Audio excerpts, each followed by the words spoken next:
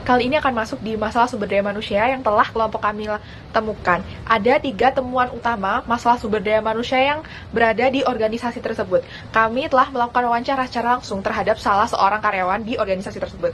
Yang pertama, temuan kami adalah pengaruh dari mood terhadap kinerja karyawan. Mood sendiri ini adalah suatu kondisi suasana hati seseorang yang dimana itu bisa buruk ataupun baik. Tetapi masalah di sini adalah ketika kondisi mood seseorang ini buruk. Hal ini dapat menurunkan kinerja karyawan maupun tim. Dikarenakan dari mood ini yang buruk itu akan menimbulkan suatu perilaku yang buruk juga.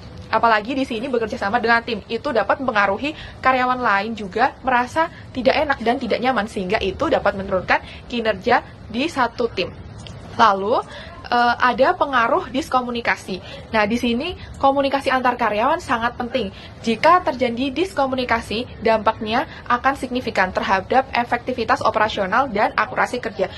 Kurangnya penyampaian informasi ini yang jelas dan tepat waktu, khususnya apalagi terkait jadwal kerja dan kesalahan dan ketidaksesuaian laporan ini dapat mempengaruhi hasil akhir dari suatu kerjaan tersebut. Seperti ketika sudah terjadi closingan di organisasi tersebut, lalu dari hasil wawancara ini terdapat barang-barang yang hilang ataupun minus data dari penjualan dikarenakan kurangnya komunikasi dari karyawan di tim ini.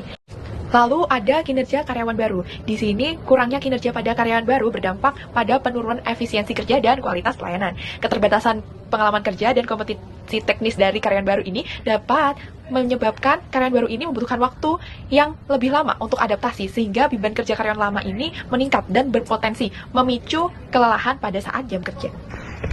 Jadi dari hasil wawancara kami terdapat 3 masalah SDM yang masing-masing memiliki dampaknya. Nah, yang pertama itu dampak dari pengaruh mood karyawan.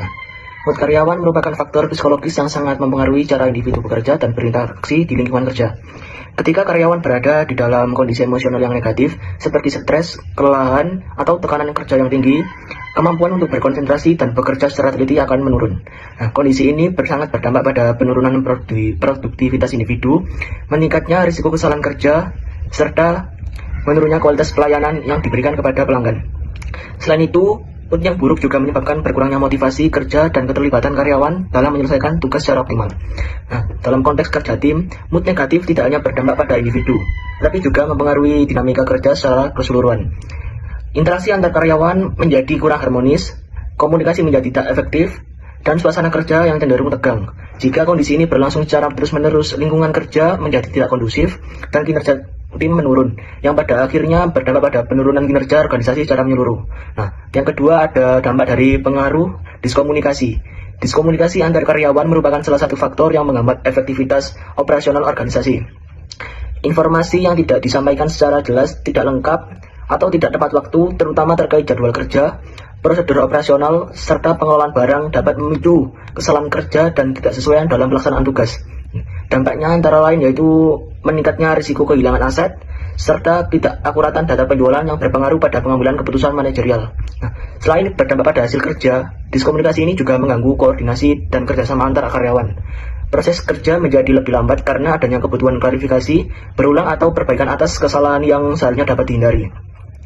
Nah, dalam jangka panjang, kondisi ini dapat menurunkan tingkat akuntabilitas, memicu konflik internal, serta mengurangi kepercayaan antar karyawan, sehingga kinerja organisasi secara keseluruhan ikut menurun.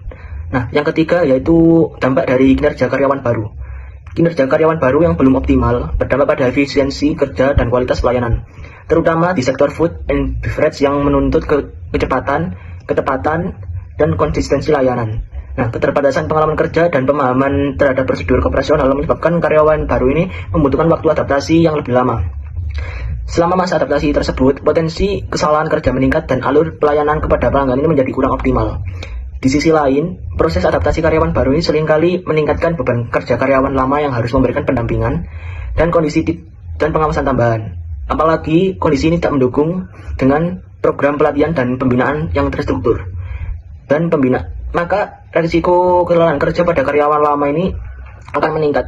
Dalam jangka panjang, hal ini dapat menurunkan produktivitas tim, meningkatkan kesalahan operasional, serta menghambat pencapaian target kinerja organisasi.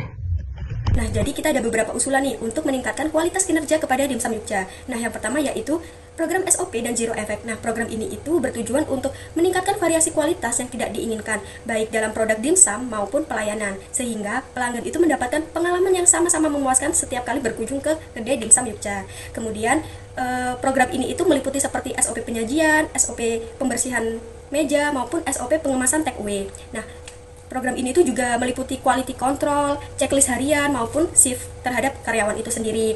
Nah, kemudian program yang kedua yaitu program inovasi dan feedback. Nah, jadi program ini itu bertujuan untuk menciptakan siklus belajar dan berimprovisasi yang cepat, sehingga dengan begitu menjadikan pelanggan dan karyawan sebagai sumber ide utama.